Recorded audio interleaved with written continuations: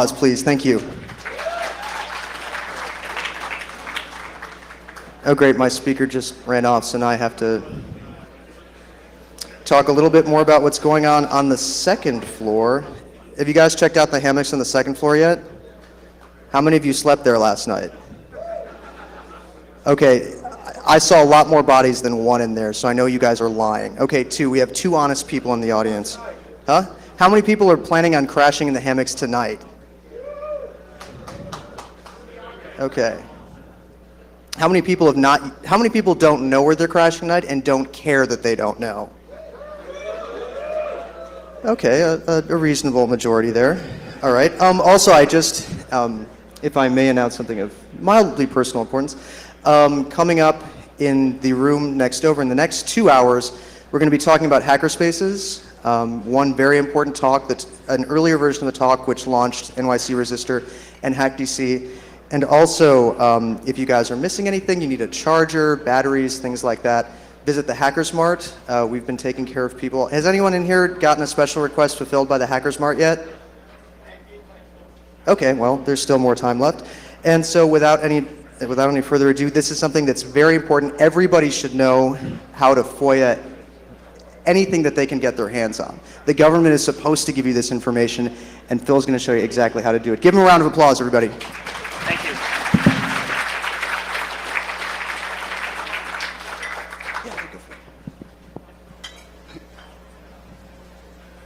Okay, good. I'm tethered to within a 5-foot radius of this point. My name is Phil Lapsley, and for the last several years, I've been working on a book and a website on the history of phone phreaking. And as part of that, one of my big tools has been using the Freedom of Information Act. And it has turned into a long odyssey, a sometimes bizarre odyssey. And I've become a little bit of a reluctant expert in the Freedom of Information Act. So I wanted to talk a little bit about FOIA, but I also wanted to present it from a hacker's perspective because I've been spending a lot of time thinking about phone phreaks and hackers and how they view the world, and that turns out, of course, to be how I view the world, being a phone phreak and a hacker. And so I tend to view FOIA that way as well. So I wanted to look at it from that perspective. I'd like to start with a little historical quiz. So does anyone remember this? Hammurabi, I beg to report to you, in year 1, 9 people starved, 13 came to the city, population is now 106. There should really be clattering of a teletype, and this should be on yellow paper, right? So who played Hammurabi? Anybody? We got 3, 4 hands. Okay, the thing which was cool, Hammurabi was a very simple game. It was written in 1969, written in BASIC, I would assume. And you have a simple set of decisions as leader of this country. How many acres do I plant? How much food do I make? This sort of thing. But there's something that was really unique about it, which was it didn't come with a manual. You ran the program, and then you had to figure it out. So, okay, well, I'm going to plant 100 acres. Oh, well, 2,000 people starved, and there were only 1,000 people to begin with. So, bad news, Hammurabi. I beg to report. So you had to play around with it, and that a friend observed that this is exactly what phone phreaks do. It's exactly what hackers do, and I would suggest it's exactly what FOIA researchers do. It's the joys of a black box. And when I say black box, I mean it in the engineering sense of the word, not in the phone phreak sense of the word black box. But in all cases, if you have a black box, like a hacker with a computer or a phone phreak with a switch and network, you've got this thing, right, that you can poke at, you can prod at, you can see what it does, you can see how it reacts, and it's fun to do that. And several phone phreaks that I talked to in interviews said, well, gosh, the phone system was really this mystery to me. It was this pair of wires that came into the phone, and there was no real documentation about it. And I was really curious about it. Like, how does it work? I mean, I know the wires go up to the telephone poles, but beyond that, it's just a big black box. And I'd listen and I'd hear these tones, and what are those tones? And maybe what if I make these tones? And you start doing things, and pretty soon you hear kercheep, and you're off to the races. And FOIA is much the same way. There's documentation on FOIA. You can go and download the Department of Justice manual. It's 400 pages long, and you almost learn nothing from it. Partially because it's 400 pages long, partially because it was written by lawyers. But also because it's not so much a how-to thing, it's almost about the theory of FOIA as opposed to what agencies actually do, which varies really widely. So given a black box, a hacker's first thought tends to be, how does it work? What are the rules if I'm playing Hammurabi, right? Play around with it until I understand how it works. The hacker's second thought tends to be, well, how do I exploit the rules? How do I win? And so that's what I'd like to talk to today. So I'd like to talk first about what are the rules of the Freedom of Information Act, or FOIA, which gets used both as a noun and a verb, and also how you go about exploiting them. So the Freedom of Information Act, it's a United States law, it's a federal law. It was passed in 1966, and it's been amended a bunch of times since then. And like any law, it's lengthy and has all sorts of subparts and whatever. But boiled down, in its simplest form, it says that an agency must make records promptly available to any person, doesn't even have to be a US citizen, given just two things. One is that the records are reasonably described, and two is that the requests are made in accordance with published rules. And each agency gets to publish its own rules, so you need to send the request to this address. I suppose they could say things like it needs to be on lavender-colored paper with 5x7 margins, but for the most part, they don't do that. So it's really fundamentally a pretty simple thing, but of course, the devil is in the details. And so if you look at some of the fine print on this, well, first off, because it's a federal law, it doesn't apply to the courts. And it doesn't apply to, because it's a federal law, it doesn't apply to the states. And because it's a federal law for the executive branch, it doesn't apply to the courts or the Congress. So it really just applies to federal agencies. The FBI, the CIA, the National Security Agency, the Department of Health and Human Services, the Federal Farm Administration, any of these kinds of federal agencies. Agencies can charge fees. It's not necessarily free, although it frequently is. They have 20, we'll talk more about fees. They have 20 business days to, and I underline this, to acknowledge your request. Okay? Yes, Mr. Lapsley, we got your request. Thank you very much. We'll get right on that. The only other time limit is that they have to do it promptly. Well, what does promptly mean? Well, that ends up being argued in the courts. There are certainly FOIA requests that have been out for more than 10 years at this point. I'm happy to say none of mine have, although I've only been working on the project for 3 years. One of my requests has been out for 2.5 years. So, but I have some data on how quickly at least one agency responds. And it's generally a lot less than that.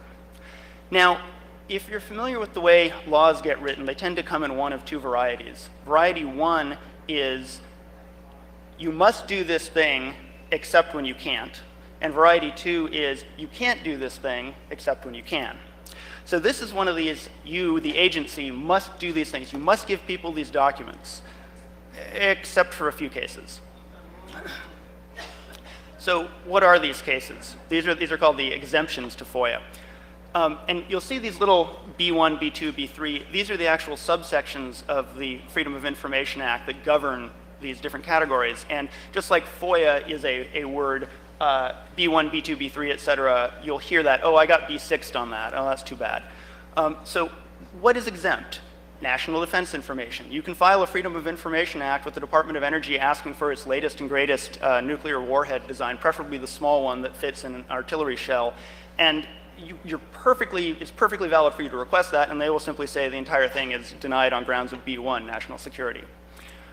Internal personal rules and practices of an agency. So, you want to know what the cafeteria menu is or something like that. You might be able to get that, you might not.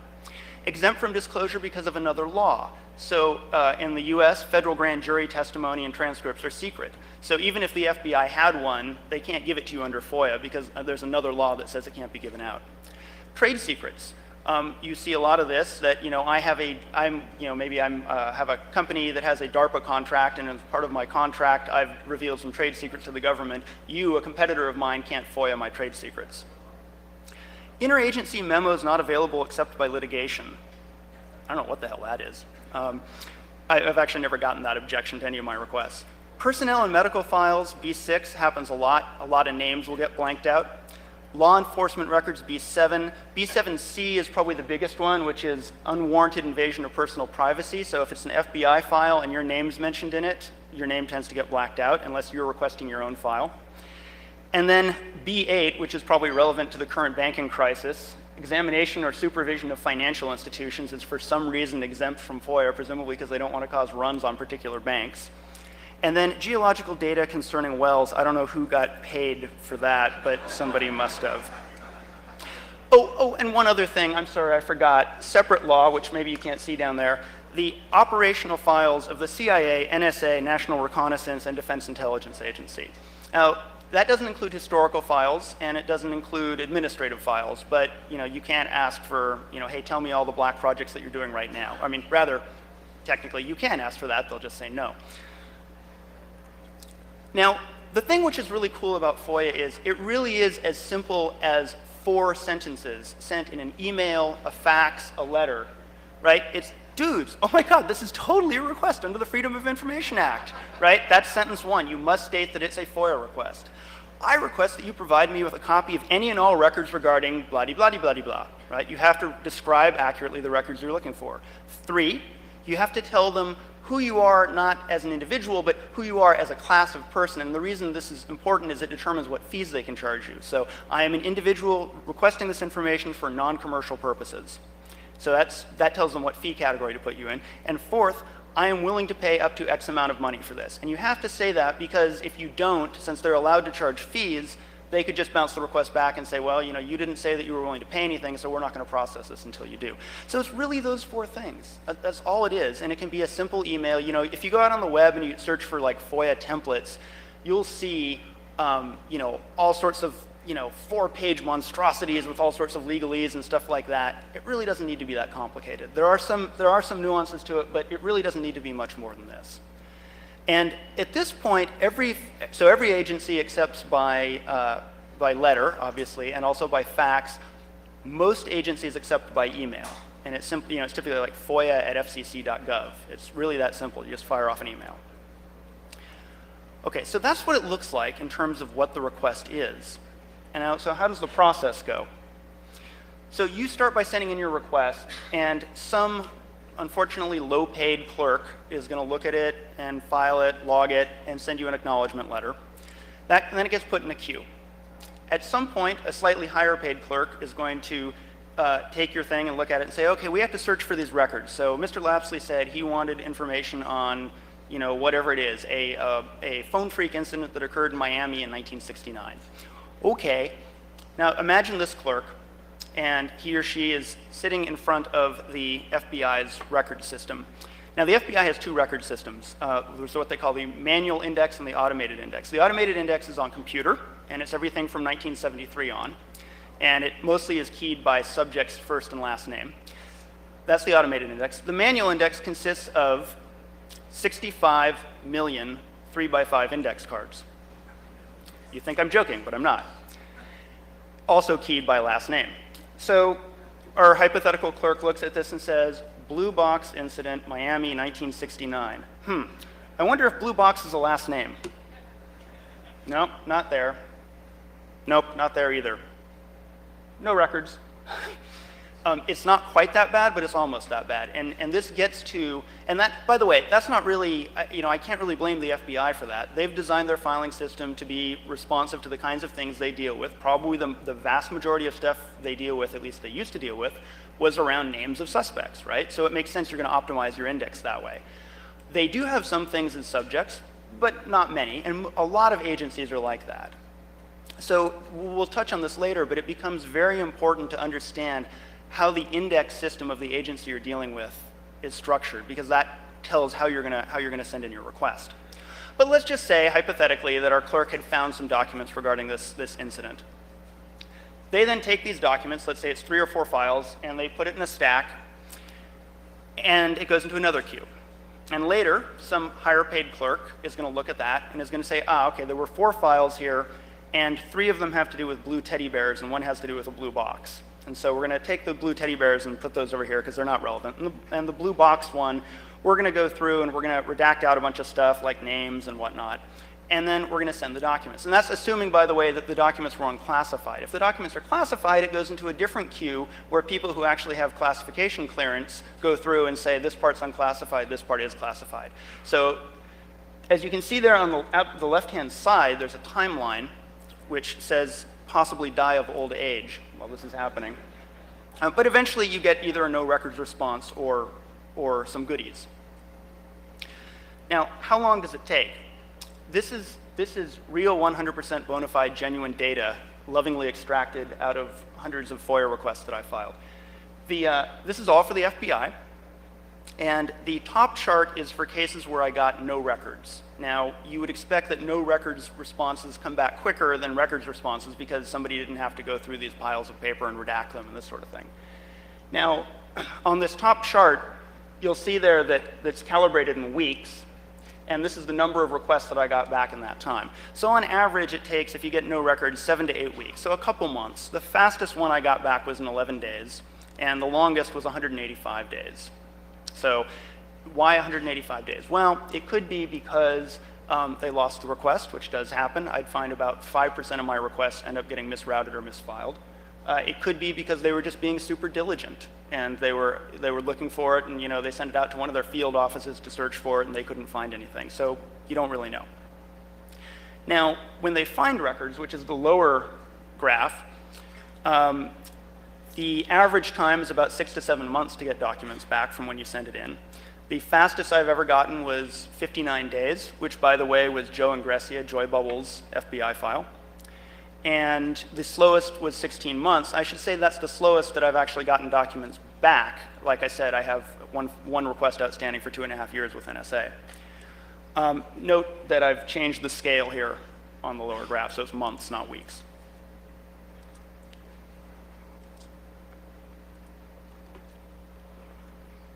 Now, how much it costs to file a FOIA request, well, actually, filing a FOIA request is free. How much it costs to get documents depends on who you are. If you are a commercial researcher, so if you are somebody who wants to know what your competitors are up to, and this happens a lot with the FCC, right? If you're Verizon, you're constantly filing FOIA requests to find out what the other phone companies are up to. You have to pay for search time and copying costs. If you are a member of the news media, if you're a member of an educational institution like a student, if you are a non-commercial scientific researcher, so like a nonprofit science house, search time is free, but you have to pay copying costs, but they'll toss in 100 pages for free.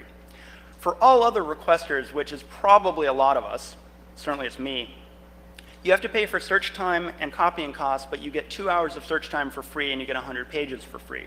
Now, what's that worth to you? Well, it depends an awful lot on what the agency is, what their policies are, and how their files are organized. So for example, at the FBI, because they have this fairly concise system other than the 65 million 3x5 cards, 2 hours of search time is all you'll ever need. So you're never going to get charged for search time, at least I never have.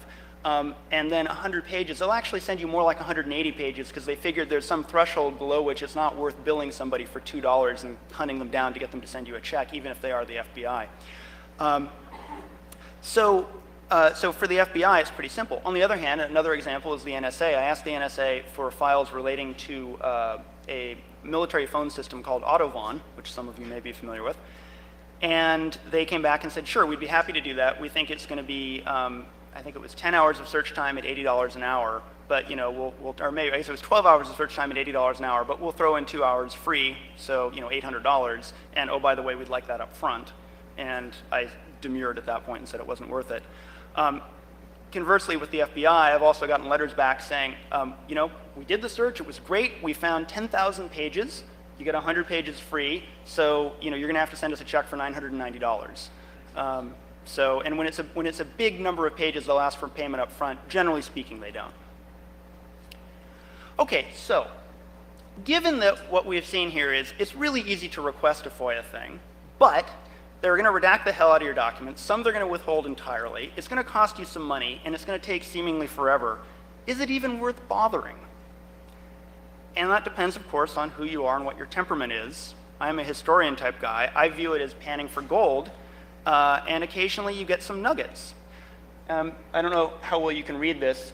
This is a letter from J. Edgar Hoover to the Honorable John D. Ehrlichman, the counsel to the president, that is the president's attorney, in the White House in 1969. And this is regarding Joy Bubbles, Joe Ingressia, and another phone freak whose name is redacted out. It's that first blank you see there.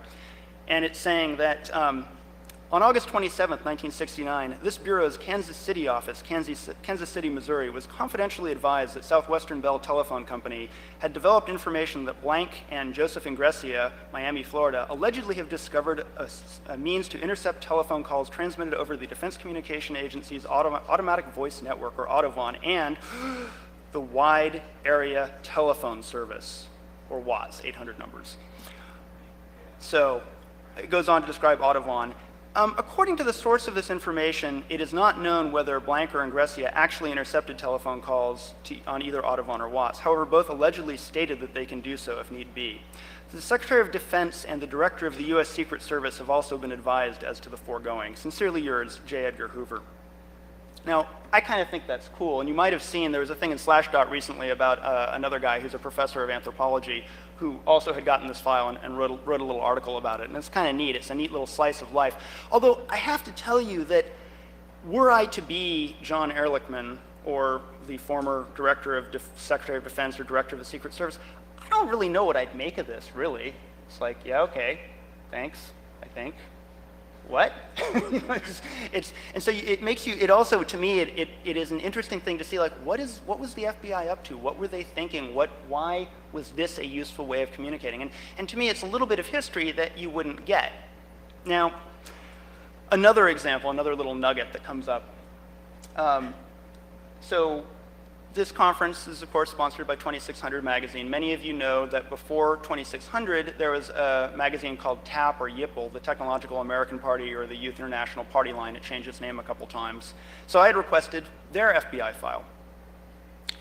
So it turns out TAP had the bomb. Who knew? The bomb, right? So this letter, which used to be classified secret, it's subject, Technological American Party, and the category of violation is Atomic Energy Act. Enclosed for New York are 2 copies each of Department of Energy assessments of material previously submitted. New York office, note classification of enclosed material, i.e. secret, see the big stamp, secret? Okay. The Department of Energy has requested FBI investigation in view of the enclosed assessments. New York initiate atomic energy investigation to identify source of documents. Okay, I'm going to skip a page here.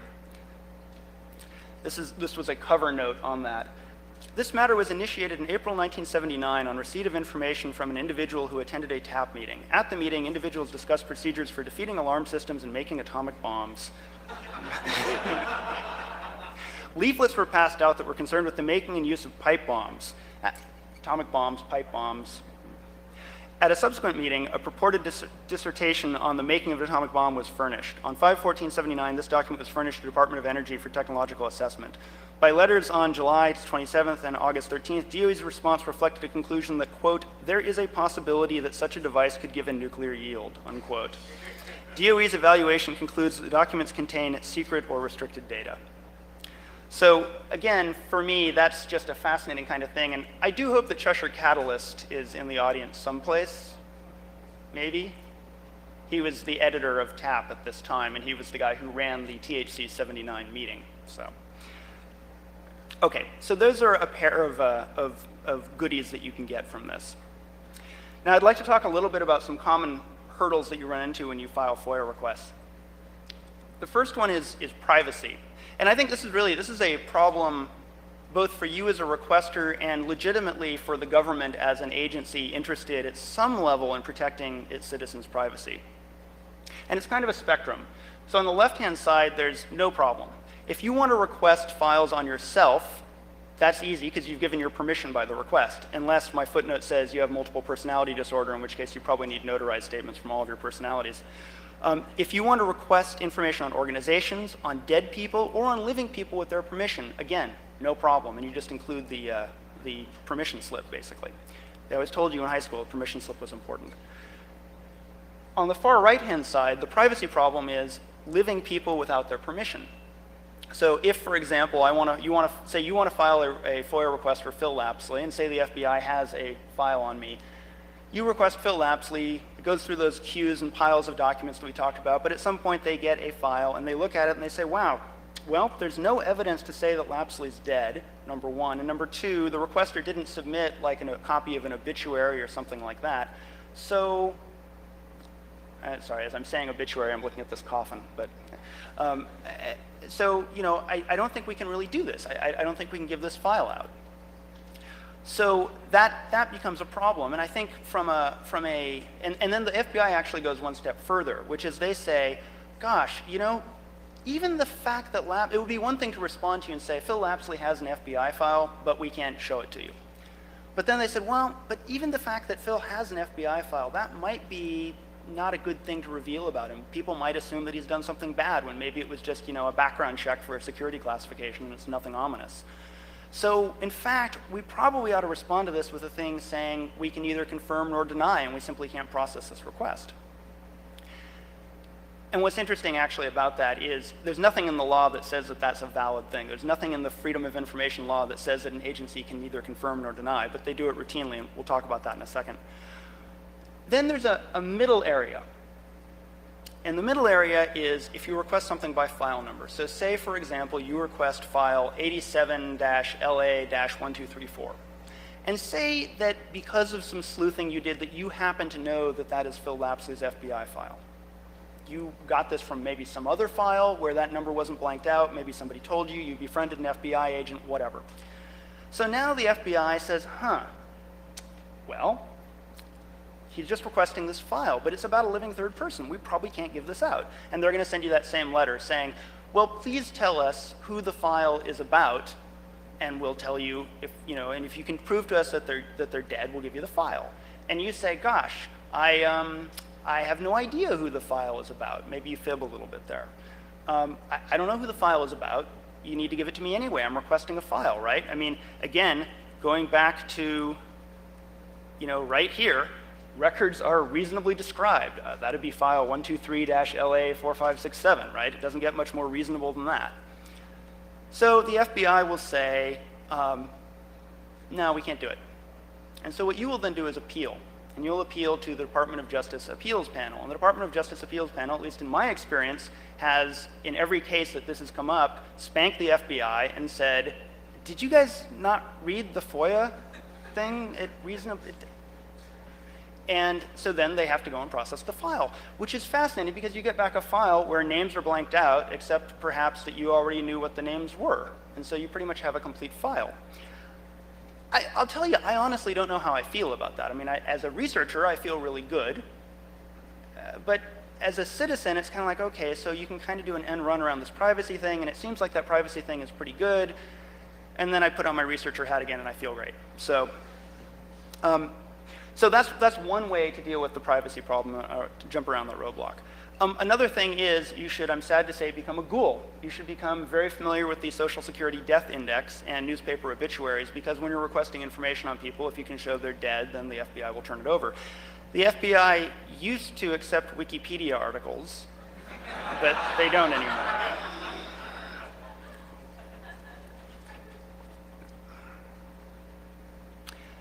So that's one problem. The second problem is what I call the no records problem.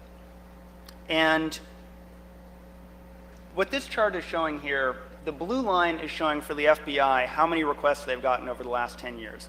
So it peaked at around 27,000 requests in 1999, and it's been pretty much going downhill with one little dip, but now they get around 12,000, 13,000 requests every year. The red line shows what percent of those came back to the requester saying no records.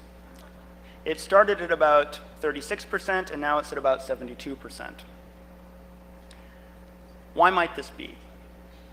Well, the FBI's answer to this is two things. Number one, that all the people who had FBI files, who wanted them, have requested them.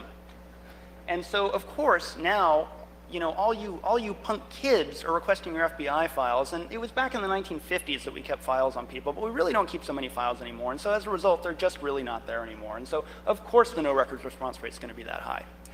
In addition, the FBI says, there was a website, which we're going to talk about, called getmyfbifile.com and getgrandpasfbifile.com, which makes it very easy to request an FBI file. And they said, and that has tricked a whole bunch of people into thinking that they have FBI files, and so it's caused a giant slug of requests. There's been a huge surge in requests And as a result, these are all requests that we don't actually have files. And you say, okay, that's interesting, because you look at the blue line and you watch it dip down in 2007, and so I don't see the huge spike in requests. And then, hey, wait a minute, that website didn't actually even launch until 2008. So there's something else going on there, and it's hard to know exactly what it is. I think the answer is really two additional things. One is that the FBI is destroying documents, and I don't mean destroying documents in like a, for lack of a better word, a bad or an evil way. They have a lot of documents. They have too many documents. They don't need all of them, right? Not every file is of historical significance. And so since the 1980s, they've been destroying things, and they worked with the National Archives to come up with what was called a document retention plan, which is, of course, also known as a document destruction plan. And so they're destroying records.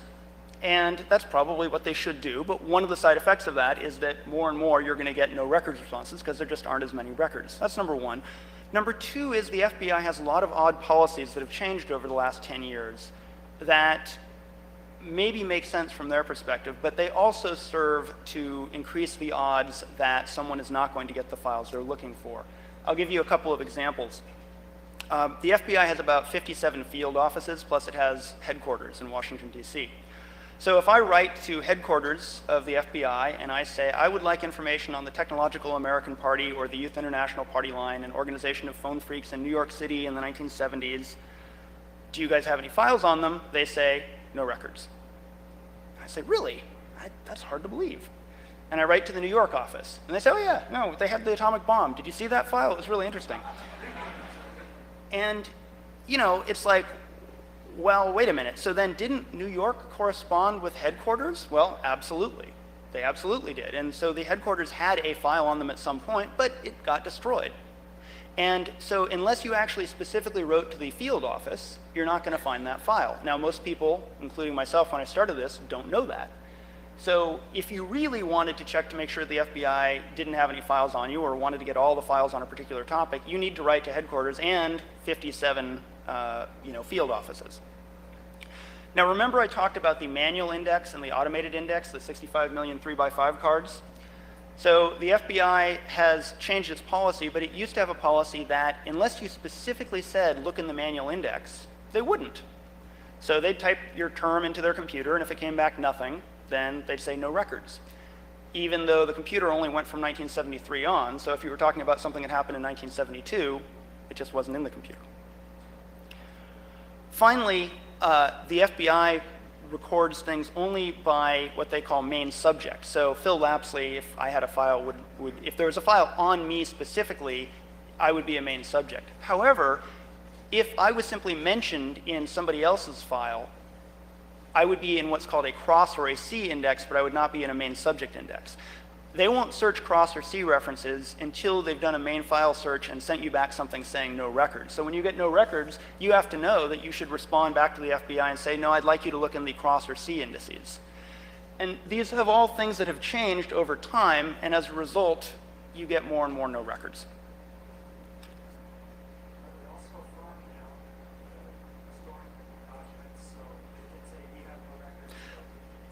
So the question was, are they also farming out the documents so they can say, we have no records? If they are, I'm not aware of that.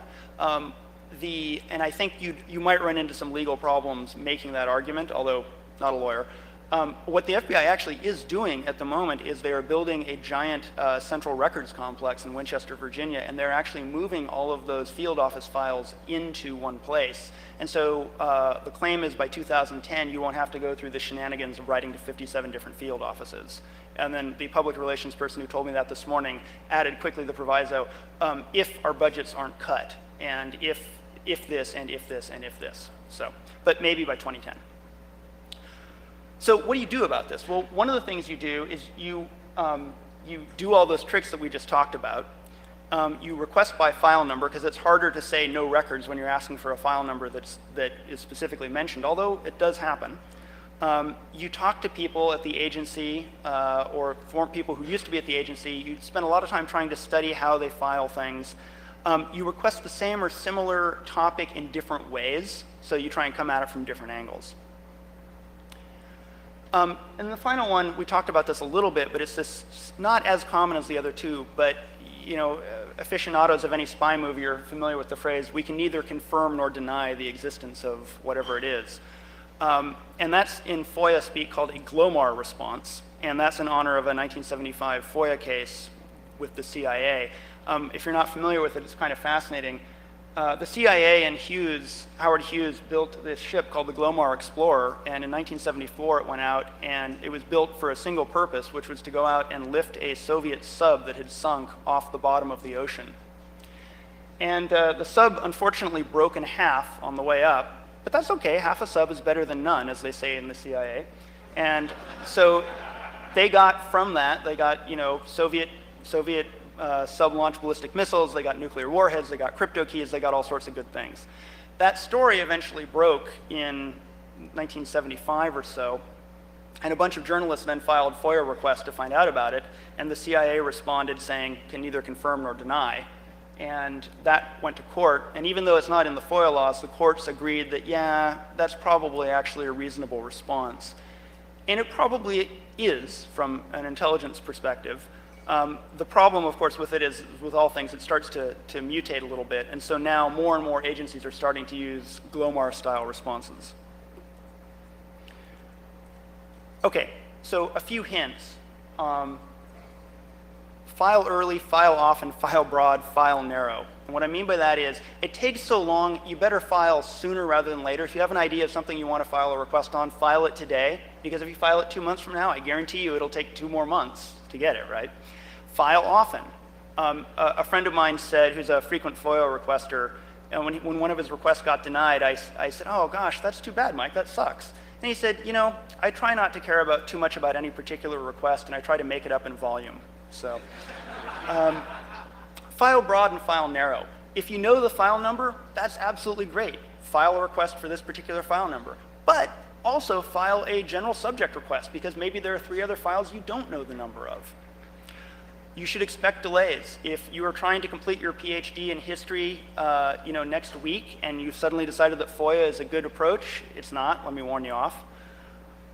Keep track of your requests and follow up on them.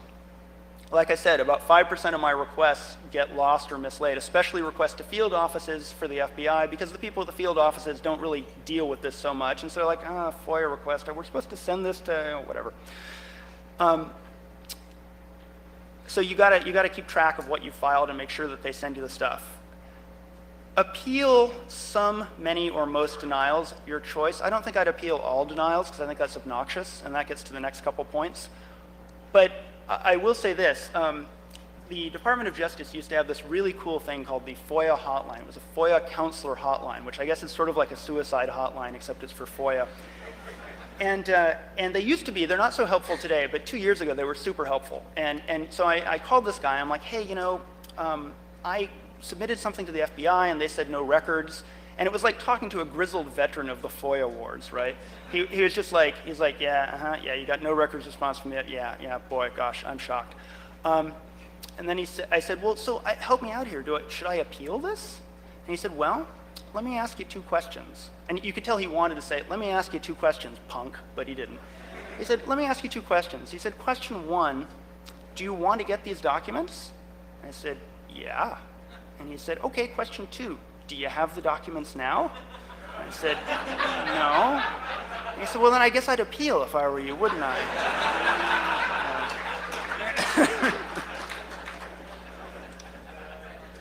I don't think the guy who answers the phone there today would say that, but okay.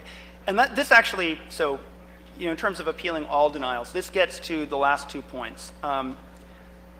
Please, when you're dealing with these folks, be friendly, courteous, and reasonable. Talk to the people working on your requests. Treat them as human beings. It's easy to see them and to vilify them as, oh, they're bureaucrats and whatever, and they're incompetent and this and that, but they're not actually. They are overworked people, right? All these agencies have huge FOIA requests. The people who are dealing with the FOIA are not the highest paid people in the world. They're trying their best, my personal belief. And you get, you catch more flies with honey, right? In talking to people, at one point I had a conversation with one of the FOIA analysts, and they don't they're used to FOIA requesters being nut jobs, right? Seriously. It's like, oh yeah, and then the guy who requested 5,000, times about UFOs or whatever, right? And so as a result, they're really leery of talking to the public. And so for the most part, you don't end up talking to them unless you call them. And at one point, this person who was handling my request said, well, Mr. Lapsley, it's really, what you're asking for here is, it's just really pretty much impossible, and we can't do this. And I said, whoa, wait, what is it you think I'm asking? And she said, well, I think you want this, this, and this. I said, no, that's insane. I would never ask that. That's a lot of work. And there's this pause. She's like, really? And I said, yeah. I said, look, but look, if I ever ask for something that's unreasonable, just call me and tell me. I don't know how your system works. If I'm asking for something that's dumb, I expect you to tell me, and we can figure something out. And like, she's my best friend now, right? It's like, and so, again, it's just like working with any big organization. You have this. And that goes to the last point, which is keep your paranoia in check, right? It is so easy, especially given the kinds of people who tend to be in this particular room at this particular time, right? To say like, oh, the government has millions of files on this or that, or in particular on me, and when they say no records, they're just lying scum and this and that. A, hate to break it to you, maybe they don't have a file on you, maybe they don't have a file on whatever it is you requested, but B, even if they do and they're not giving it to you and they say no records, it's probably just because it's not filed the way that your request allowed them to find it. It really probably, and I say probably, is not, a conspiracy. I remember at one point talking to somebody about FOIA, and they said, it's a conspiracy. And I said, left wing or right wing? And missing the irony entirely, they responded instantly, overarching. So, okay. So, a couple of, well, 5, not a couple, FOIA hacks. And these are just some things that some people have come up with that I think are really particularly clever. They may or may not be useful to you, but I think they're, if nothing else, funny. Please send me copies of your agency's intranet homepage, every page linked to the homepage, and every page linked to a page linked to the homepage. Now, and just as kind of a fascinating thing, right? If you wonder, what do people at the Defense Intelligence Agency see when they show up at work and log into their internal website every day? This is kind of an interesting thing, and it might give you some ideas for other documents you want to fish around at. It also illustrates an important thing, which is there's a certain amount of negotiation that goes on back and forth between requesters and agencies. And so if you write your request in such a way that they say, gosh, that's a lot of work, we can't do that. Well, okay, what could you do? Well, we could give you a copy of our homepage and the pages that link to it, but not the next level down. Oh, okay, Please send me copies of the first 10 pages of files 165, HQ, 1234, 1235, da-da-da-da-da, right? So sort of a little core sample or gold panning expedition, just to see what's in them, get a sense of what's there. This, I think, is a great sort of meta FOIA hack. Please send me a copy of your FOIA request log, right? Every time you make a request under FOIA, you show up in a request log, which is in itself FOIA-able, if that's a word. And, I've occasionally been known to do a vanity Google and found my name in FOIA logs that are posted on the web, because some agencies will post them, and it's like, I'm branded as a nut job for life. Please send me a copy of all administrative records generated related to my previously submitted FOIA request number 12345. So this would be in a case where they said no records, and you didn't think that was quite right. Maybe you appealed, maybe you won, maybe you lost, whatever. But wouldn't it be interesting to see the email correspondence back and forth? Oh yeah, it's that nut job Lapsley again asking about phone freaks. And I mean, you see emails like that. Well, sorry. Not literally, it didn't have my name in it. There was some other nut job we're talking about. This, I also think, is a good one. It's a little bit tortured, but please send me a copy of all documents that were initially considered to be potentially responsive to my previous request, but that were ultimately determined to be non-responsive. So remember the example, blue box, and I said there are 4 files, 3 of which have to do with blue teddy bears, and 1 has to do with a blue box. This gets you the blue teddy bears. All right, so that's the FOIA hacks. Now what I'd like to do is spend just a couple minutes talking about some interesting websites that have come up over the last year that are all FOIA related in some way and which I think are cool. This is kind of neat, and it touches on an important point. So there's a website called airforcehistoryindex.org, and it's named, I think, in the same vein that shredded wheat is named. It's not, these guys aren't going to win awards for marketing, but it is a searchable database of 550,000 historical Air Force documents. And really, it's not actually the documents themselves. It's sort of like the card catalog. Now, how did they get this database? Well, they FOIA'd in 2001 a copy of the Air Force Historical Agency, AFRA, Air Force Historical Research Agency, AFRA, a copy of their database. Now, and their database is basically, this essentially electronic card catalog of all these 550,000 historical Air Force documents that this Air Force agency maintains. Some of the documents are classified, but the actual index to the documents are not. Now, here's the thing which is really cool about FOIA, and we didn't talk about. One of the things that an amendment to FOIA in 1996 said, it's called the eFOIA, Electronic FOIA Laws, says that wherever reasonable to do so, the agency needs to give the requester the documents or the records in the form specified by the requester. So for example, if the documents exist electronically, if it's an electronic database, you can FOIA an electronic database and say, hey, I'd like it on CD-ROM, please. And I'd like it in comma-separated values or whatever, right? I'd like searchable PDF, ideally. So that's what these guys did, and then another set of people who were more technically savvy than the original FOIA requester made this searchable thing, and it's really cool. So now you can do this searchable keyword index and see all sorts of amazing Air Force. You don't actually see the documents, but you can see the actual, it's like a 1,500 character abstract of each document. It has everything to do with, from Desert Storm to the Wright brothers to everything, and it's just something that the public would not have access to if it were not for FOIA. This is one called tvshowcomplaints.org, and it allows you to, it essentially is a letter generator, and actually it's an email generator. So if you were to click on the big green arrow, it takes you to a page where you can either select from a drop-down list, here's the TV shows that I'm interested in, and it will then gin up an email and put it up in your email program if you have it, or it'll allow you to copy paste it into your email program that you just send to FOIA@fcc.gov saying, please send me all the complaints that you've received regarding desperate housewives. And so all this is doing is it's generating those 4 sentences that we talked about, but it's doing it for you in a way that you don't have to look up the address or anything else. It just goes and gins it up and sends it off. So it's a FOIA lubricant, if you will.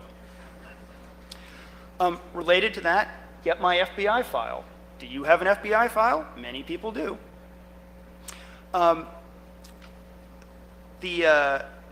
You might have an FBI file if you knew a guy named Joey the Horse and ever helped him take out any heavy garbage bags.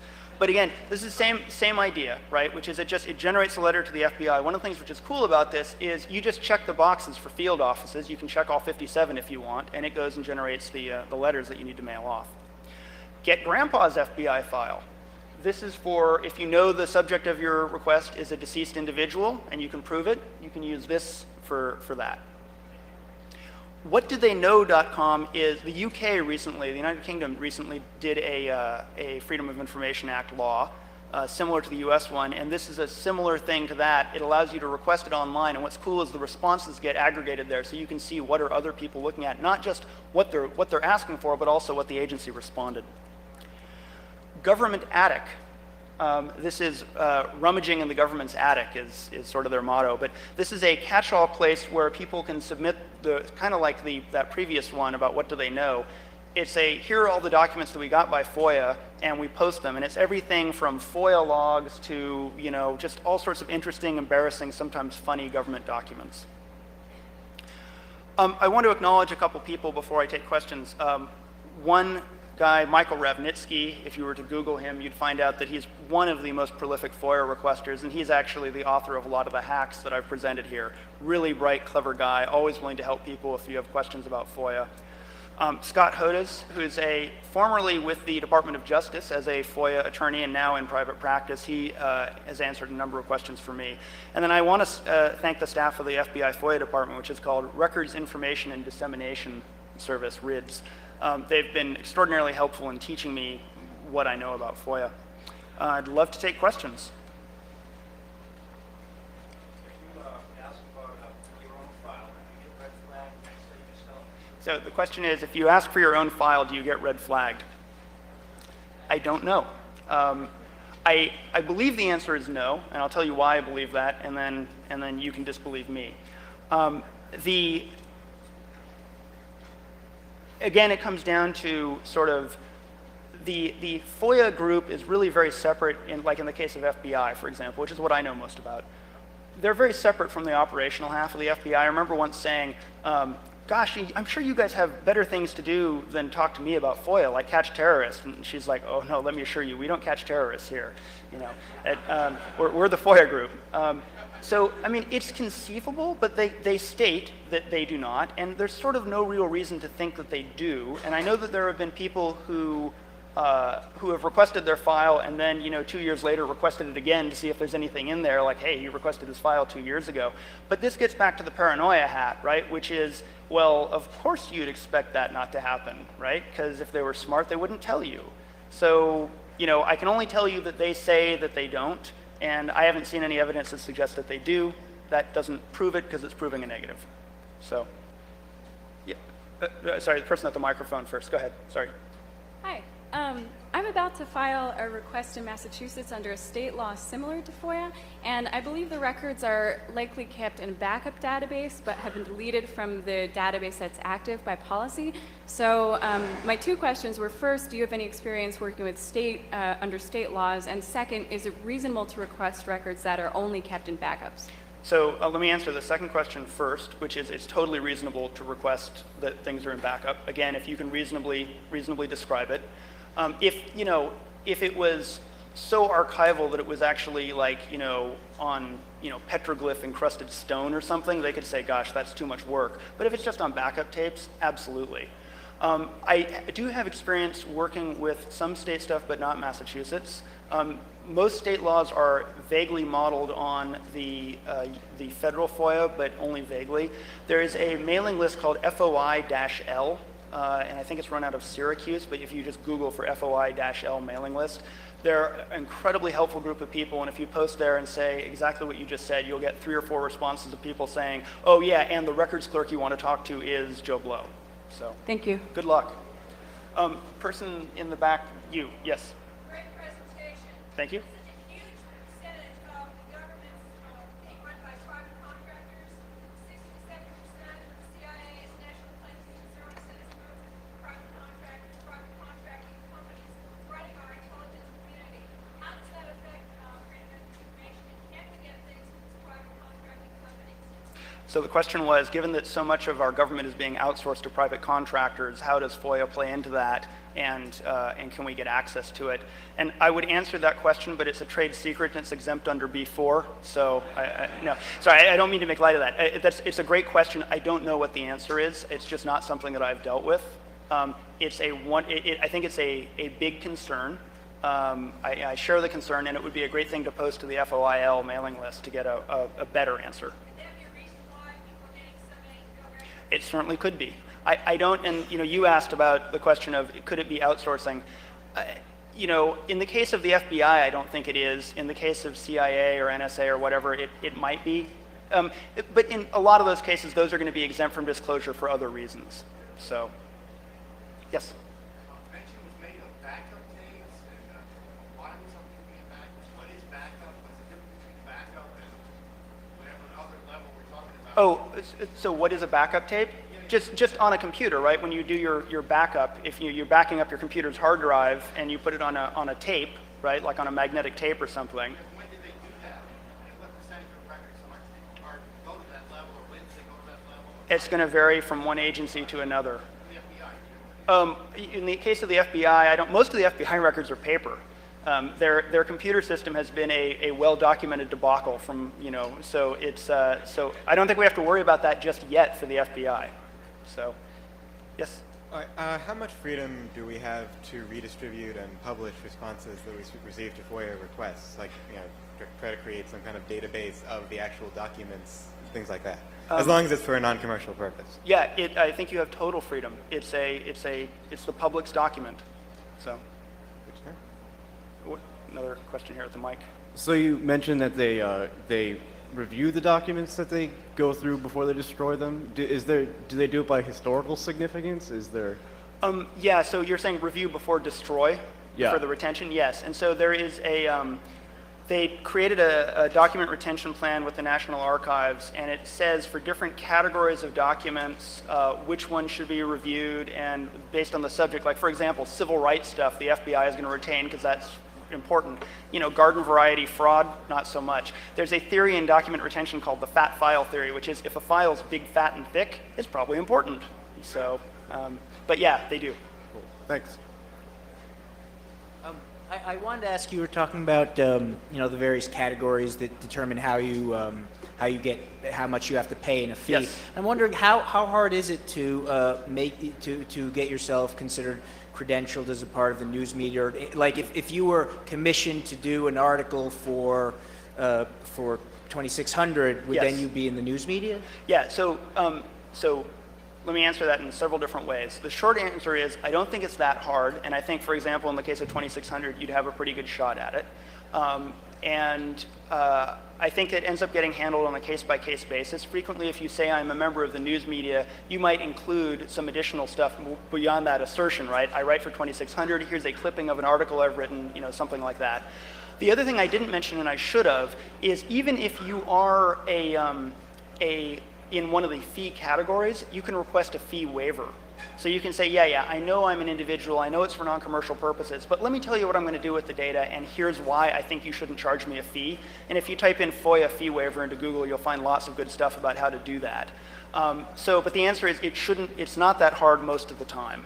So why didn't you do that with the NSA when they said they were going to charge you $800? Oh, it's one of those things where, I probably could have ginned up some excuse, but it was the sort of a thing where, okay, that's just more trouble and it's opportunity cost. I could be doing something else with my time. Okay. So. Can non-U.S. citizens do FOIA requests? Absolutely, non-U.S. citizens can do FOIA requests. Is there any other extra hurdles you must go through? I'm sorry, are there any? Other hurdles? Nope. Just Cool. send in the request. Thank you. Okay, and I'm being told to stop. So thank you very much. Come talk to me afterwards.